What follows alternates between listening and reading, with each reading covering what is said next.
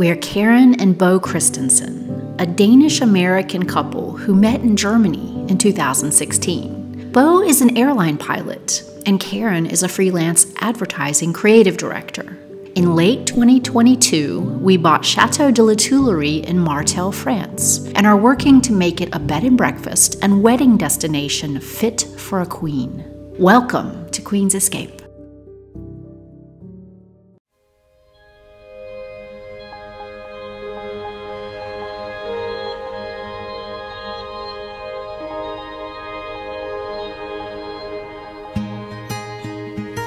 So today I am working on a production brief for my father-in-law because he'll be coming in about a week's time and he will have his drone and be able to take some drone footage for us. So essentially I've just been detailing the kind of shots that we want to get, and I used Escape to the Chateau for some of the references because they have some really nice drone footage shots.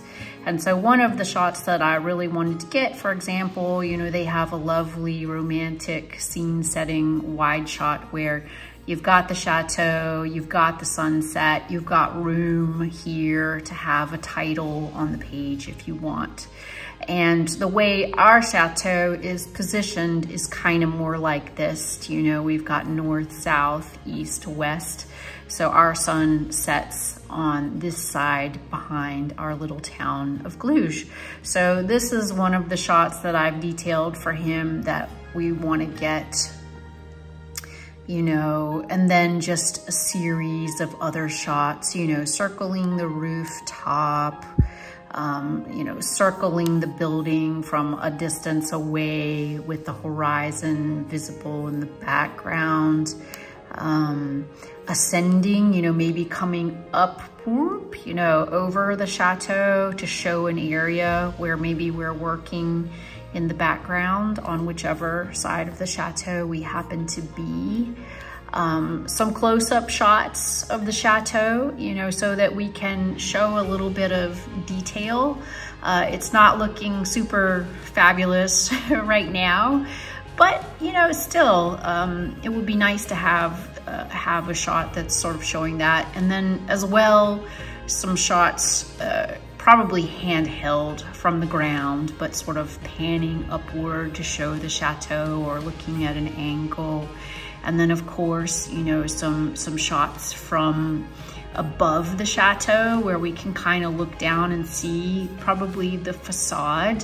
And probably for us, the way our towers are on the chateau is we don't just have two in front, we have 1, 2, and 3.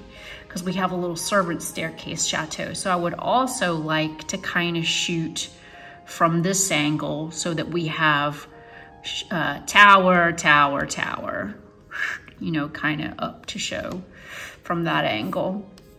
And yeah, of course, some direct overhead shots and also some detail shots. You know, this is like a little throwaway shot you would think in, you know, Escape to the Chateau, where they're just, you know, there on their roof, you know, taking a picture, a little close-up still shot of a gargoyle that's on their roof, which you think, oh yeah, someone just was up there on the scaffolding and shot that. But if you don't have scaffolding, you don't get this shot. So because drones can stand still, I thought it would be neat to, you know, have the drone come close to some of the details on our roof that we can't access and just get some nice still, you know, camera still video of those items. So that's where I am. And I've got a lot of other drone references that I'm going to consult before I complete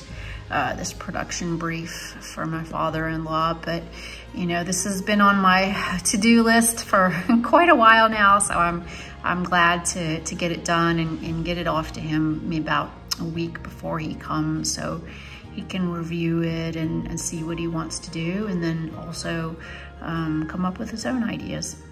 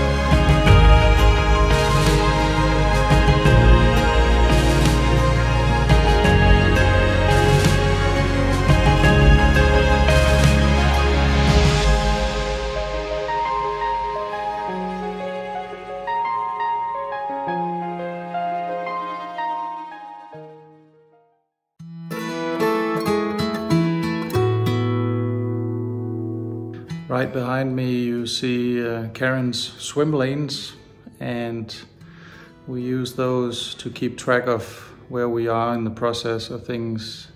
And right here behind me I have a piece of paper that I want to show you, because this is the new gateway that we want to make the doors for.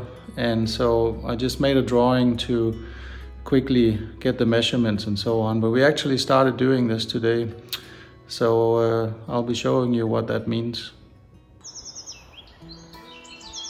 So I'm standing over here at the edge of the village Glusch, which borders up to the property, and you see a couple of houses up there.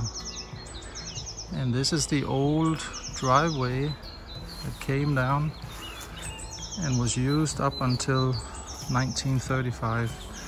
And here you see the pillars from this old gateway, and it's open. There are no gates, so that's why we want to fix that now and close it up, and basically give the signal that until here and no further. So now I'm on the back side of the chicken piggery. This old building or ruin needs a complete remake, but some of these floorboards in here I took out because we can reuse them for the gateway. So we had some wood that we took out of the first floor of the outbuilding over here at New Year's, and we used those. And then of course a few more. And so my father's here to help out for a couple of weeks, and he will use a saw and stuff to get this done. So this is where we prepare the boards for the gates. And here are some of the floorboards. It has to be cleaned up, sanded, and here are the ones that have been dealt with, taking the nails out and stuff like that. And so we're gonna use the saw here to cut out the pieces correctly, and then build 2 gates in a big square, and then cut it out with a saw the way we want it to be formed afterwards. So we've been cutting up all these pieces of wood we need to create the gates, and we made them 11 centimeters, about 4 inches each, and then there will be the same spacing between the wood hole and then the next piece of wood. And so now we're gonna have to measure out and create the length, the height basically of the gates. So after a long afternoon we have now managed to cut out pieces of wood we needed, and just lay it on the ground with the correct distance and so on. And then tomorrow I'm gonna have to get some screws. So after measuring the pillar and where we could actually put the hinges in them, I've come back to straighten out these pieces here. So the bottom piece here is not a part of the gate. It's just to make sure that they're all the same in the bottom. And now I have put both of them here.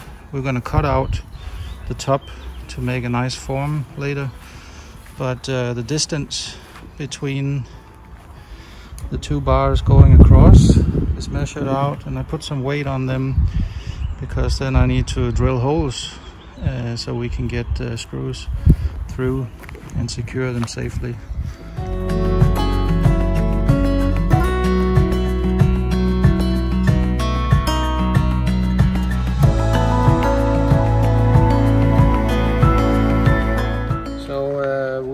Made the gate, and before we can paint it we just have to cut out the top in the form that we want to make it. So we've made lines here so that it kind of goes straight, and then it bends up this way and then bends again so that it evens out at the top in the middle. And then when I'm done cutting out these pieces. We're just gonna put that on top of the other one, make the same lines and do the same job. And so the double gate will be equal on both sides. Mm-hmm.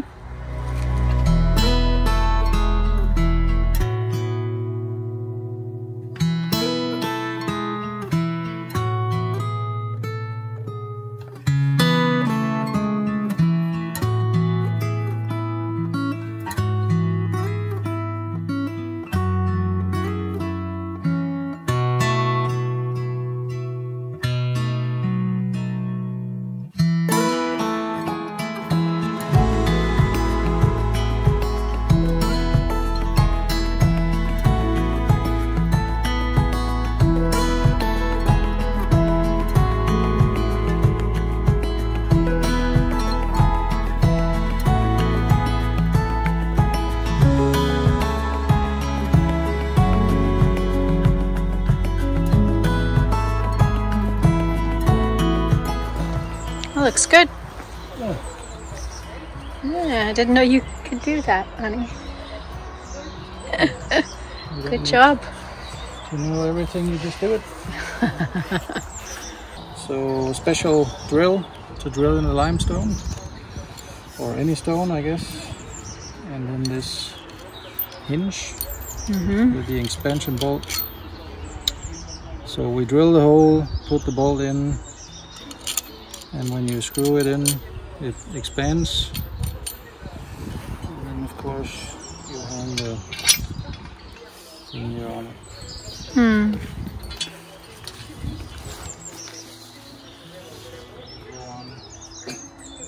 Ah, okay.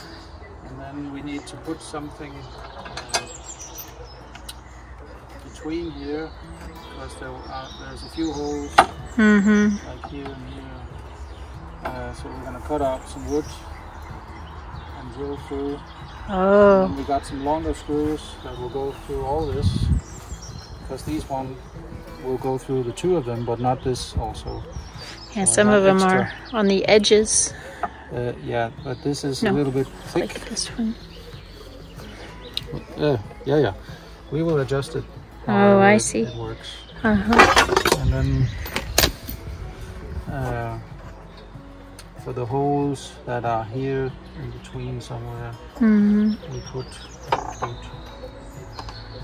But this is after we paint.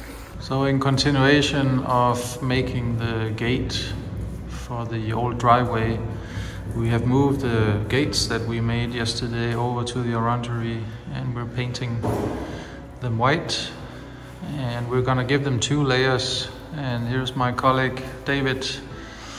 He is helping out for a few days.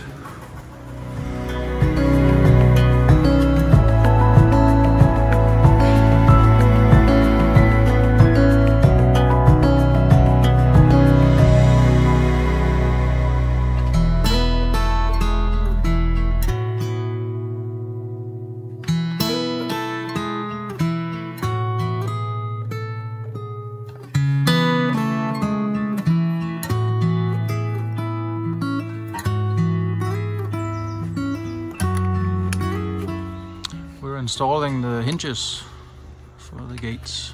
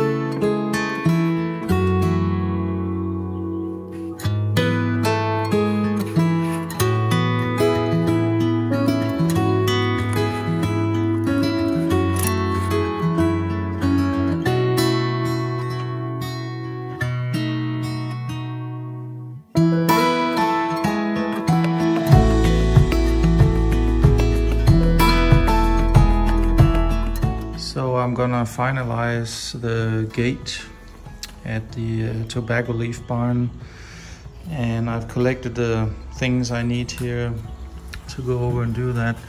So we have a big hook, and I needed a correct bolt for this. The length was wrong, so I got the right one today, and I'm going to attach this so the gate won't move. That's one thing. I was missing one bolt on the attachment to the gate as well, so I'm gonna fix that. So back over here at the gate, I've installed this bolt here, you see, and then on the other side is the eye. So the idea was to be able to hold it in the wind. We have this giant hook, it's already here, so I'm just gonna attach that now. And there you go. Now the gate is secured for the wind. So I've come over here to the gate and brought some equipment, because these are the old parts that I took from the other building, and it's basically just that one goes on either side of this like that, and then you can slide it, and to the other door it would just kind of hitch on here. And I've made a couple of marks for the first one to be installed here. So I'm gonna drill some holes now, and then it's just going to slide across and hold the second gate here in place, because that is really not, except for the string up here, it's not being held in place right now if it's windy. On the other side we have the big hook that will hold this side in place.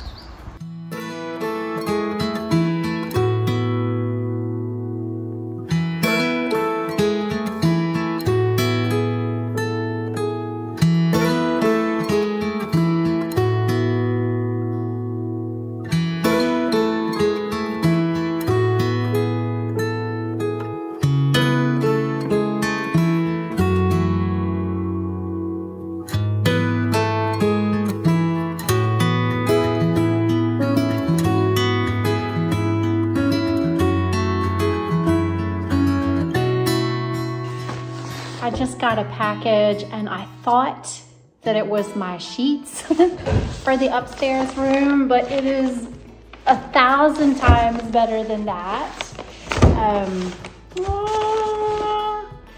Look, it's wrapped up like a present. It's some books that one of our followers on YouTube sent me from WWII, New Zealand, I think it is. I hope I say that right. Oh my goodness. It's so super exciting. It's so Fiona Fredrickson, she had these chateau design books. Okay, I'm gonna have to have a knife. She told me she was sending them, and I thought, oh my gosh, it's so ridiculously nice that she would do that.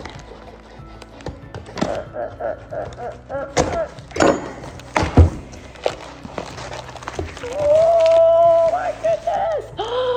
And a thing on New Zealand. Oh my gosh. A calendar. Okay, so New Zealand is the top of my list for places that I want to go. So this is so sweet. Yeah. Some soap. Oh my gosh. But more importantly, a direct decorating book that Fiona had, which I am so excited. A little bookmark. Oh my gosh, Fiona, you are You are spoiling us. Oh my gosh, this is brilliant. Gorgeous room. It's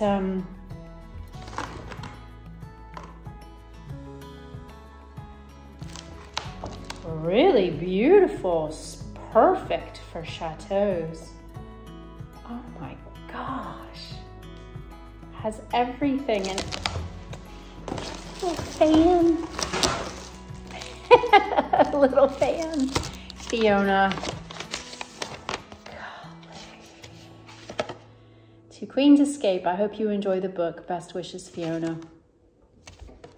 You made my day. I mean, you made my week. Probably month. It's so gorgeous. Thank you so much. You didn't have to do that, but oh, I'm so glad you did, and I can't wait to just pour over this. Thank you. Thank you so much, Fiona.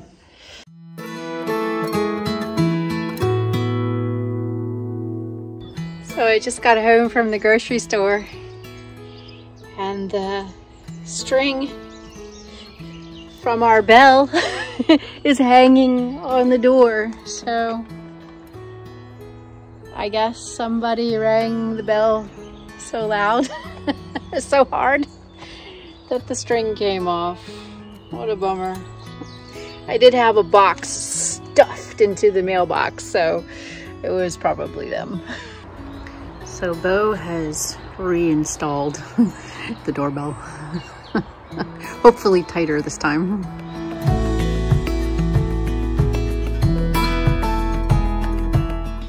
All right, so we bought some strawberry plants a while back and brought them into the orangery because it was still too cold to plant them. And they're not dead, but they're not as beautiful as they were when we got them. So today I'm going to replant them in our little planters. So we have these little planters out here just outside the kitchen and workroom doors, right next to these little what would you call them, archway walkways that we have. And so these planters are growing some nice weeds at the moment. Aside from one root that I'm not sure what it is, this one here. It looks like it could be a vine. I don't know what wisteria vines look like. It'd be nice if that's what it was. I don't know. But aside from that, which I want to keep, the rest of this is just junk and it can go out. And I know I've observed that strawberry plants' roots can go down at least 12 inches. And these don't really look deep enough for that. But I think that I am better able to work with the soil in these planters than I am starting a brand new flower bed. So gonna go from there, pull out the weeds, add some compost to the soil and get it ready.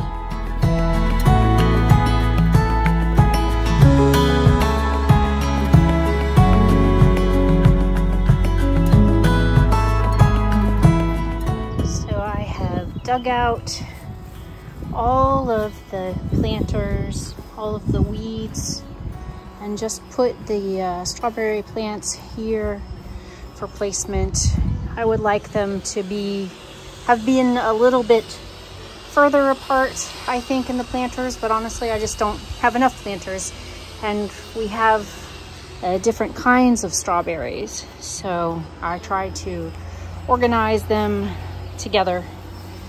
So we have Charlotte is what this one is called.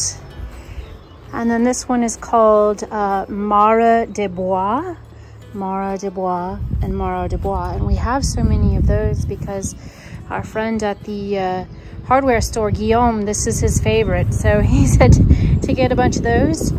And then these are called Margrethe, these two. Oh, there's a lot of noise out here today. And these are Margrethe Marinette 99. I have no idea. They're called these. And we have 2 of those. So what I understand, strawberries, they like full sun, and they will get a little bit of shade over here, but they'll get full sun a lot of the day. So just try them out. So next step is the manure.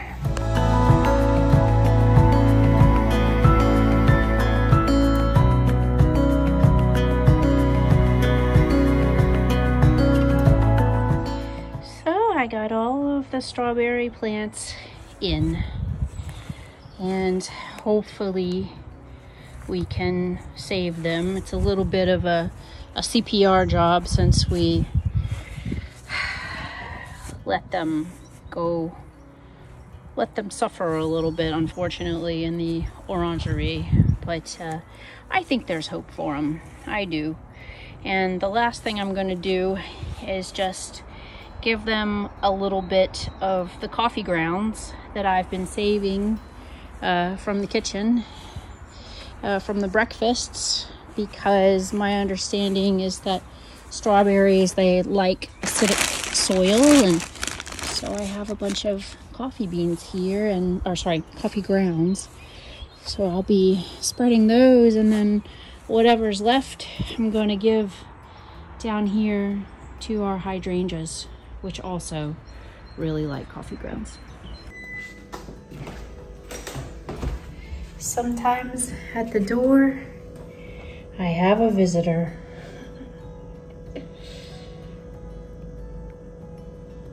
Aww.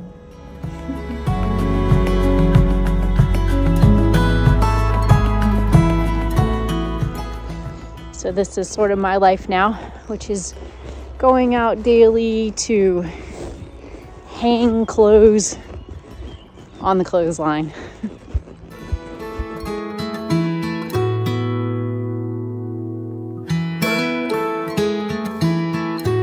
So I'm out here by the clothesline, and I've made this little discovery. I have to show you this. On this rocky formation next to our woodshed and our outbuildings, there is growing irises all up here on the rocks. Isn't that beautiful? How they got up there to plant that.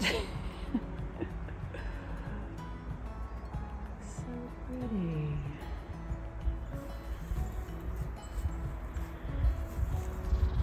Really, really beautiful. I'm a sucker for flowers, but this location for flowers is really neat on these rocks like that. Yeah, very cool.